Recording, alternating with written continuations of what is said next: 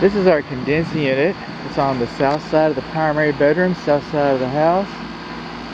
And what we have here is this is our electric service disconnect. It looks pretty good. That's the dead front. I'm going to replace that after this video. It should be sealed on 3 sides to help prevent moisture infiltration getting into the wall. And come along here, and this is our data plate, and this gives us some information.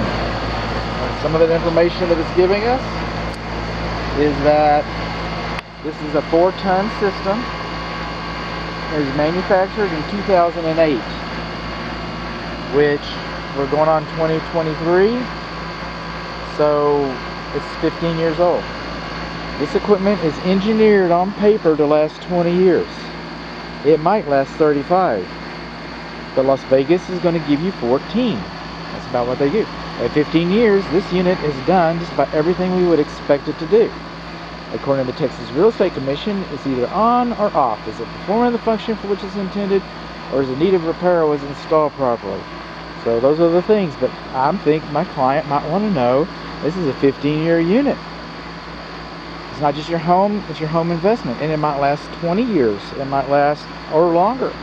But you're buying into, mine's 17 years old, but I installed it new. I bought into mine new. You're buying into an older unit. It's not level. The grade, it's not elevated a minimum of 3 inches above grade. This foam was okay when it was installed, but it cracks and it breaks. It dries out. Current energy, so it's current energy code, and so it's kind of like safety. It's kind of retrofitted. That's the wrong kind of foam for this. And again, when this is installed, these Schrader valves, look that up in the dictionary. Okay, but your refrigerant service valve port caps, today, they would be anti-theft. Anti-theft. It's a 4-ton system, but installed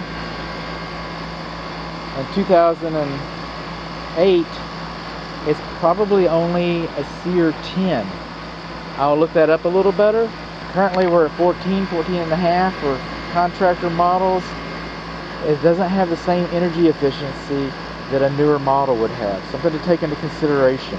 Another thing to take into consideration is that this system operates its cooling medium that runs through the refrigerant piping is R22. R22. We're currently using 410A amongst others. R22 is no longer manufactured in the United States. It's no longer imported into the United States legally. Do they have a stockpile of it? Yes, there are stockpiles of it. Is it expensive? It's expensive. Do they have drop-ins, alternatives? Well, they have those too that can keep a system running. But if somebody suggests that you use drop-in, just put him on payroll, because nobody's going to want to follow him. And the drop-ins, most of the drop-ins at least, they're not as efficient as the inefficient R22.